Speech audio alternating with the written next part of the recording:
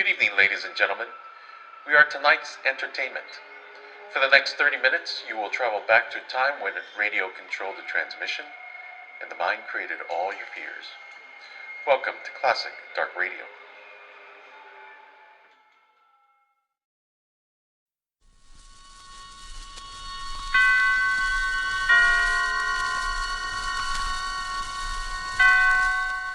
Roma Wines present Suspense.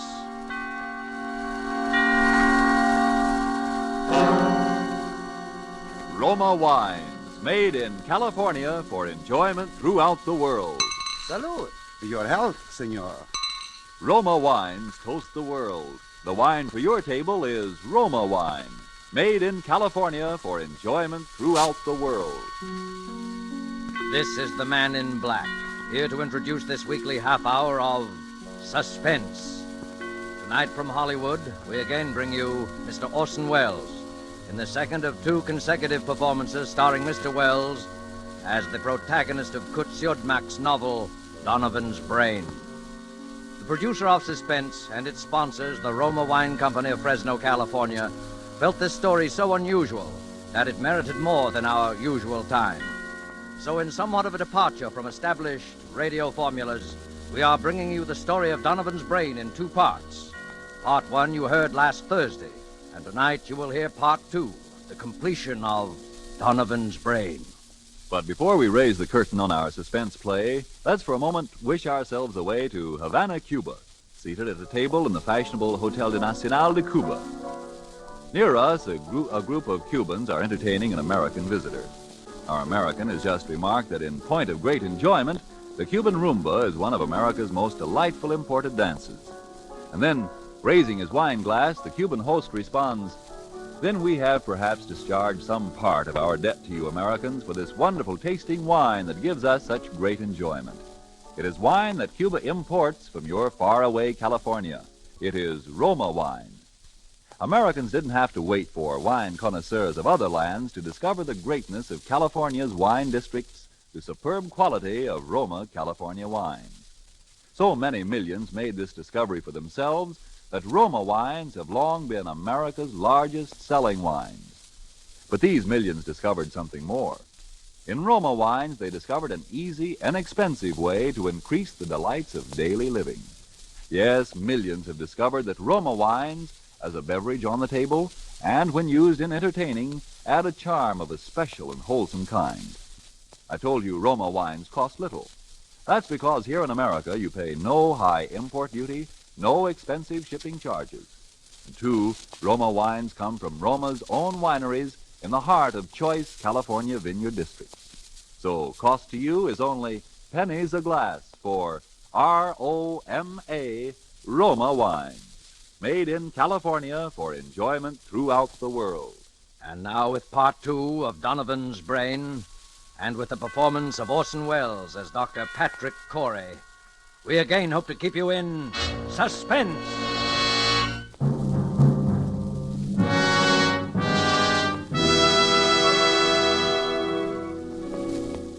As I sit now outside my laboratory door writing, under the heading Experiment 87, this final entry in my casebook, I know that these are the last words I shall ever write upon this earth. For those who seek some explanation, I refer them simply to this casebook. Let them read it carefully. Perhaps they may then in some measure understand, if not condone, the awful circumstances under which I have been driven to the most appalling crime against God and nature that it has ever been the fate of mortal man to perpetrate.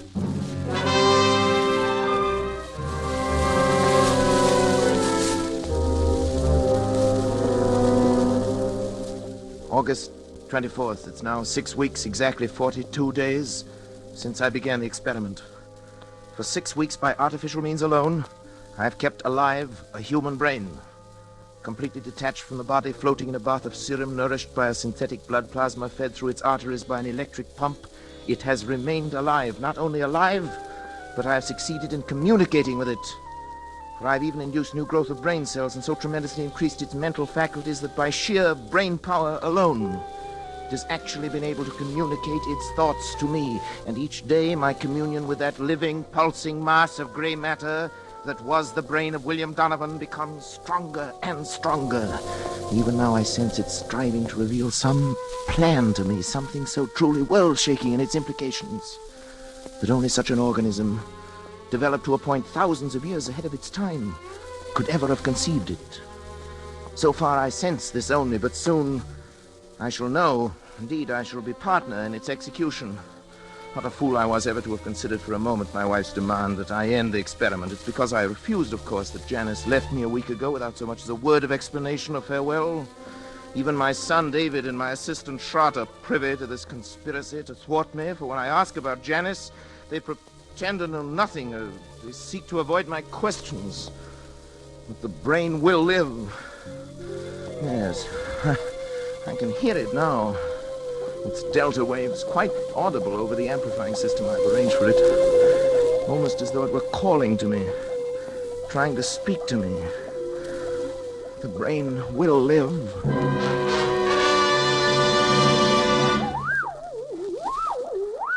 Donovan? What is it? What are you trying to tell me? Go on, Donovan. I'm listening. Go on. Go on. Go.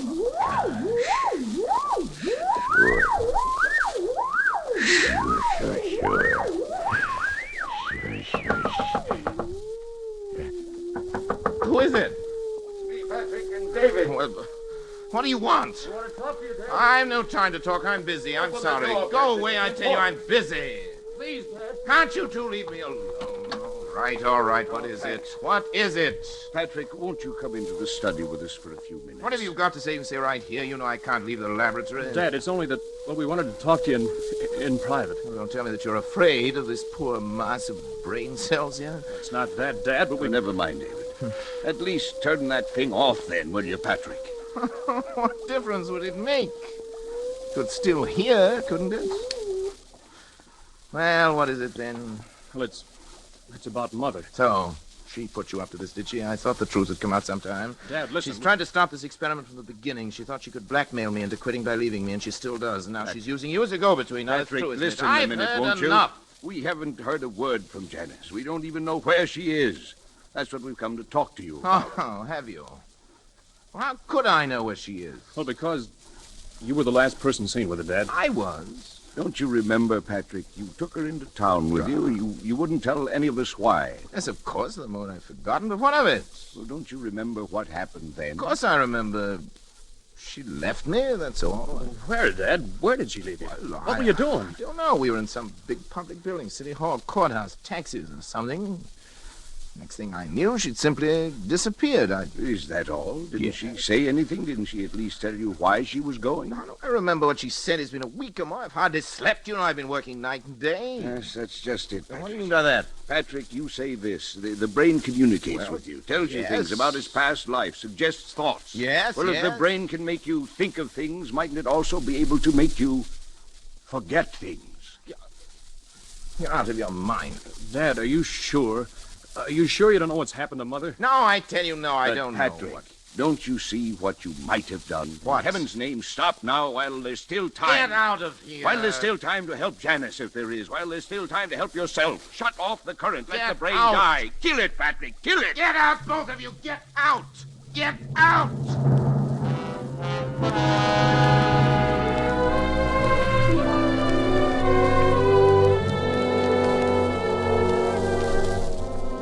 August 26th. The brain continues to communicate thought fragments more and more easily, but nothing further on what I've come to think of as the plan. I'm now sleeping a great deal, but my dreams are becoming increasingly troublesome, although I'm at a loss to analyze them. Most frequent is a sort of vast cosmic valley presided over by the colossal figure of a young man whom I seem to recognize, yet I never see his face.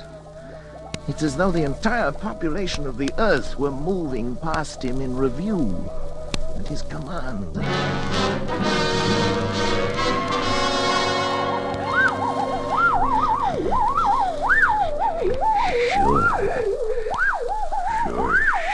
Sure. Now. Do it now. Now. Sure now. Help me, someone! Help! Dad, let go, Dad! David! Had to, Dad. Never mind now. Here, help me with Shroud. He's fainted. No, David, don't let him. It's all right now. Here's a glass of water. What's the matter? You're trembling all over. You looking at me can't. that way for? You look frightened after death. Dad, you... What happened here anyway? I came and found you on the floor with your hands around your own throat. It hadn't been for me. Why's your luggage all packed? I was going to leave. Leave in the middle of the night? Why?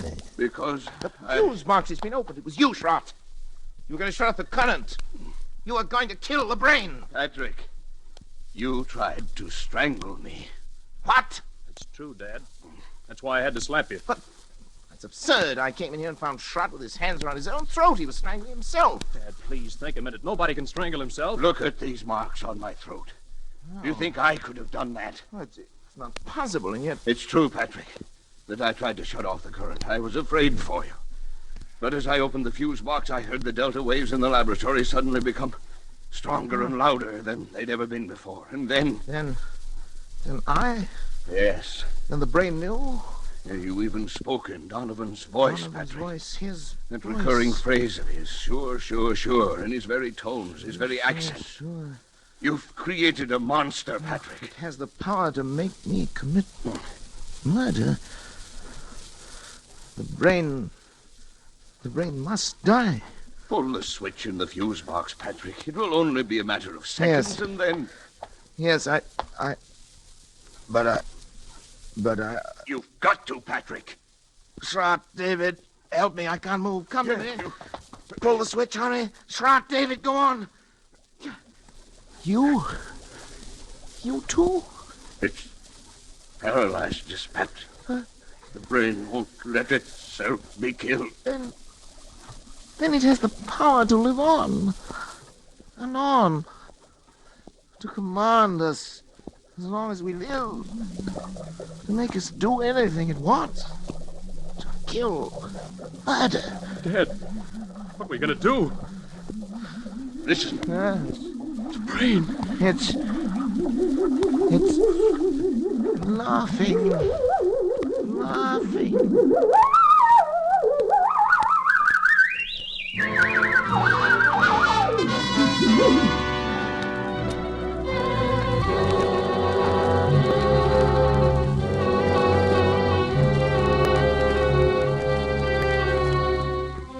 September 7th. Schrott has left. He had to, of course, for his own protection, if nothing else. Before he left, he swore to eternal secrecy and was going to try to find Janice. The very thought that any harm might come to her through me is enough to drive me almost mad. As for David, although he's strong enough to prevent any untoward accidents, I don't know. He's volunteered to stay with me. He'll sleep at night behind locked doors. We must devote every faculty we possess together and independently to finding a way of destroying the brain. Perhaps while it sleeps. It seems to have developed tremendous powers of the subconscious, which operate even in sleep.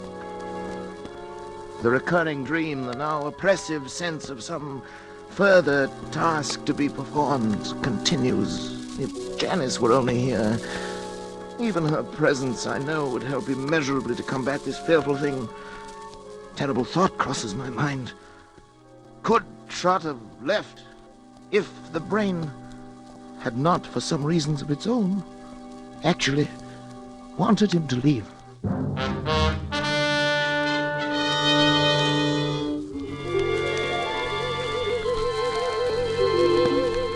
September 10th. My thoughts are less and less my own.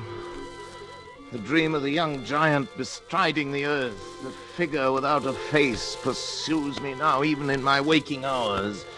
Increasingly, I seem to live in a world of evil fantasy, peopled and controlled by the mind of William Donovan.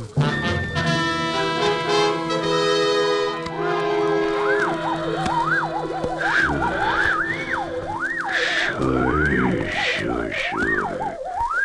It's not much time, but time enough. Time enough. Sure. Time enough. Sure. Hello? Who is it? Patrick? Oh, Janice. Janice, my darling. Janice. Hello, My Patrick. Sweetheart.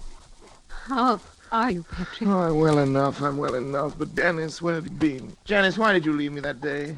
Why didn't you at least tell me? Where did you go down here? I was with friends. Well, did Trot tell you anything? No, nothing special. Well, Janice, I know I haven't been a very good husband these last months. I haven't been very kind or very considerate or even civilized. I haven't been myself, Janice. I know, Patrick. My poor darling. If you'd only known how I missed you after you left, how I needed you. I need your help, Janice. I know, Patrick. Terribly. I came back to help you. But what? where's David? Well, he's asleep in the next room. That is, lately he's tried to make it a point to sleep only when I didn't. Tried to keep an eye on things. Patrick, I'm going to help you. Oh, darling. All I can. Any way I can. But first, I want to take David away. David, why? Because I don't think it's good for him to be here. No? I don't think that you... Patrick, I don't want to torment you. It's only that perhaps we can find a way if we know all the facts. What, Janice? Don't you know, really, where I was? No, how could I? Don't you remember where you took me? Where? I took you? You took me to a psychiatric clinic. clinic? You had me committed to a madhouse. No, it's Janice. No, not you.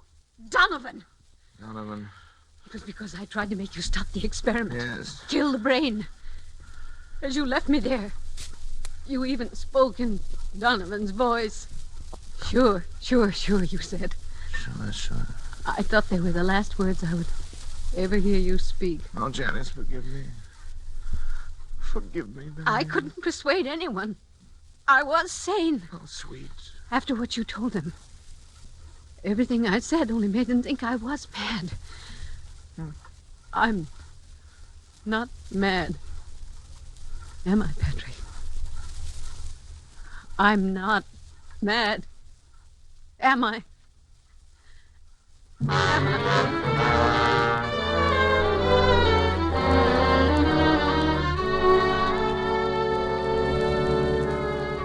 Janice will be gone for some 3 hours. I've sent her into town for Dr. Zanger, the psychiatrist. Maybe he can help, but now suddenly I'm overcome with the thought of the humiliation I shall have to suffer when other medical men become aware of the position I'm in. It'll be the end of my career and my reputation, all my hopes. Folly to think that Zanger'd keep it to himself. Indeed, he'd have no right to. I can bear it if I must, but another way, a possibility occurs to me, and I've been thinking it over. There's no harm in trying it in any event. I must try. I have 3 hours.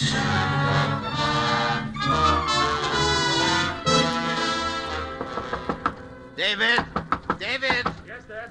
David, what's your blood type? Do you know your blood type? As a matter of fact, I Well, don't think I do. Why? No matter, we can easily find out. David, I think at last I know a way. To kill the brain? It's simple. It's perfectly natural, and yet 9 chances out of 10 is something Donovan has never known about. I'll do it myself. Unfortunately, my blood type and his are... they're the same. Transfusion? Of course, I have to replenish the blood substance periodically. Anyway, it's about time to do it again. I've always used my own because it was the same type as his, but if yours is a different type, the right type, David. You mean the wrong type? Yes, you've given the wrong... The brain will die given the wrong type. Yeah, sounds possible. I'm sure of that. I know it. But suppose the brain Yes? knows it knows other things. I've thought of that. It's a chance we'll have to take if you're willing, David, my boy. Of course I am, Then Dad. we'll take the blood sample now. Come into the laboratory. We only have the right blood type. Sure. Rather the wrong type.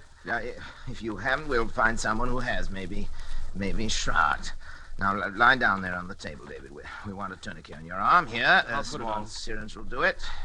Go ahead, I'm ready. David, don't watch me. It'll be easier if you don't. For me. That's a funny one, coming from you. Well, doctors are never quite as steady with members of their own family, you know. Ready? Sure. Ready? Here we are. You all right? Yeah. You'll be through in just a second. You getting it? All right? Yes, sure. Just a second now. Dad, I'm sleepy. You'll be over it in a minute. But what's the matter? Why am I so sleepy? You'll be all right. Sleepy.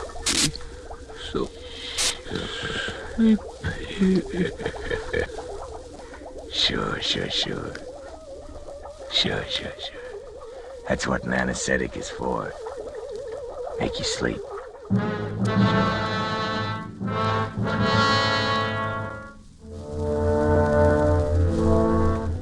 I was somewhat surprised to find the instruments sterilized, already laid out, but I worked more rapidly and skillfully than ever before in my life, I think.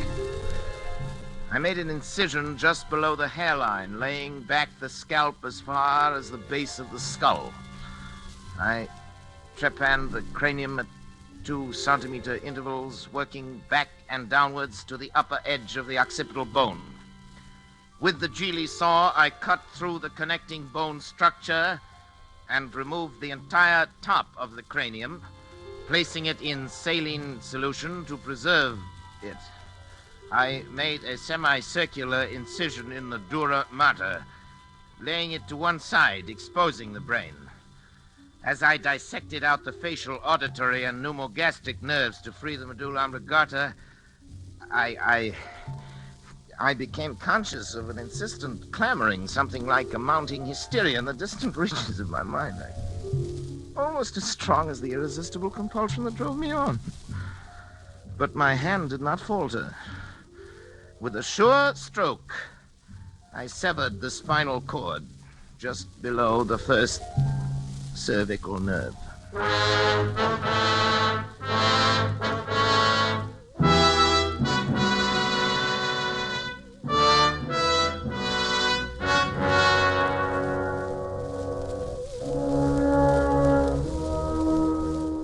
As I make this last entry with that awful guilt upon my soul, even now I cannot fully comprehend how it has been possible for any man, by mortal or immortal means, to be driven to such a crime.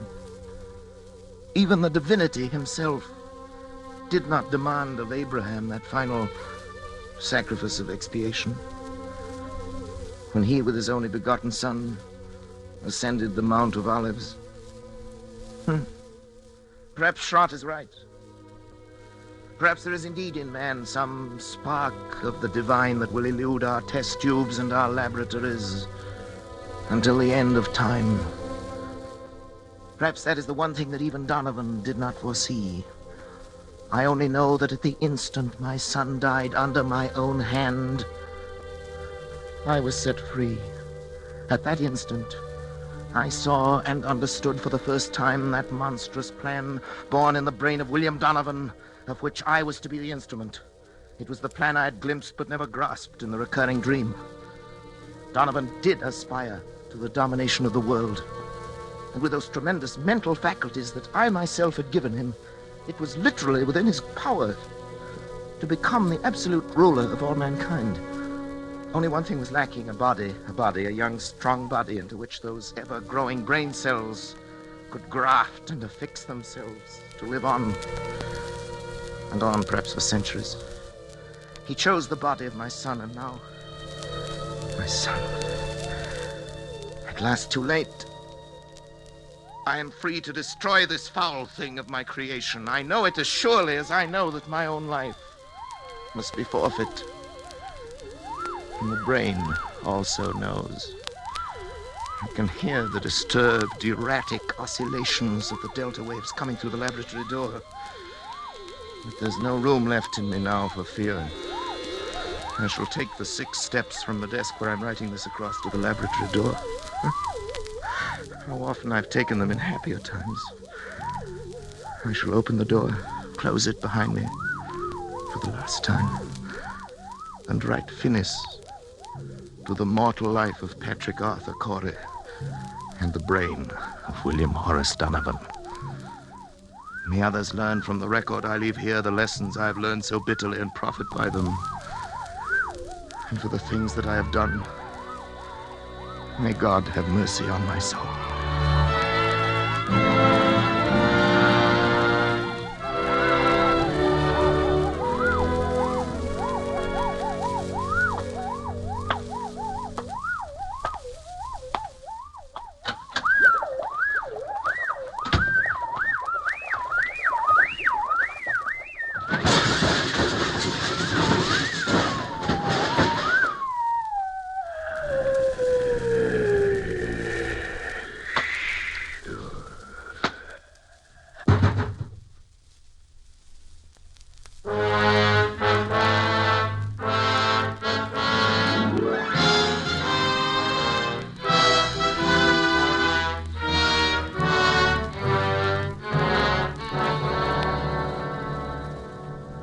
Phoenix, Arizona, September the 15th.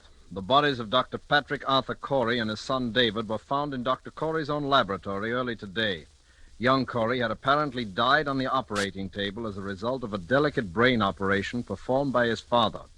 In the case of Dr. Corey, medical authorities gave us their opinion that he might have died of shock as a result of the unsuccessful operation on his son.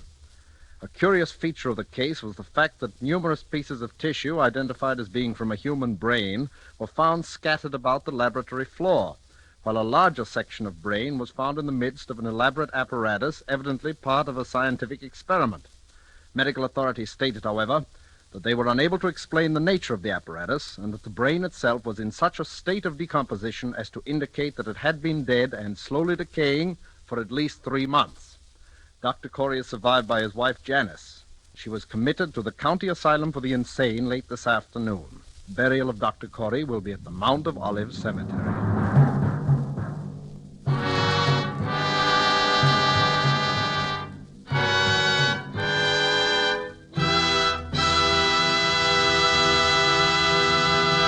And so closes Donovan's Brain, Part 2, the completion of 2 half-hour presentations of Kurt Siodmak's story, presenting Orson Welles as star of Suspense. Suspense is produced and directed by William Spear. Did you know that these Roma Wine suspense dramas are setting a record for the millions of delighted listeners they are attracting? We want you to feel that by tuning in the Suspense program every week, you can count on real radio enjoyment. Well, in even more dramatic style, the popularity of Roma wines is also record-breaking, because Roma wines are by far America's largest selling wines. Millions make sure of great wine enjoyment simply by asking for Roma wines. Here's something else these millions have discovered. You don't need fancy glassware or a special occasion to enjoy these zestful, taste-delighting Roma California wines. Roma wines possess lip-smacking flavor and zest because they come from Roma Wine's own wineries, right in the heart of the magnificent California wine grape districts. And you can enjoy them as a daily delight, because the cost is only pennies a glass. Ask for R-O-M-A, Roma Wines, made in California for enjoyment throughout the world. This is Orson Welles. Next week, Mr. William Spear tells me, and he'd like me to pass the information on to you, that Suspense will bring 2 exceptionally fine artists, Miss Ida Lupino and Mr. Vincent Price, in a play by one of radio's outstanding authors, Lucille Fletcher. I want to hear that, and I know you will, too. Money invested in war bonds now helps ensure a healthy, prosperous post-war America, the kind of America we will want for our children as well as ourselves. Don't forget, then, next Thursday you will hear Ida Lupino and Vincent Price in Suspense. Presented by Roma Wines, R-O-M-A, made in California for enjoyment throughout the world. This is CBS, the Columbia Broadcasting System.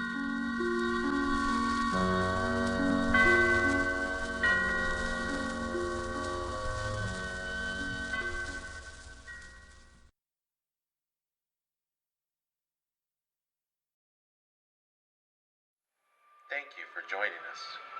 I hope you enjoyed tonight's entertainment. Now, I caution you to subscribe before it's too late, before this broadcast ends, before we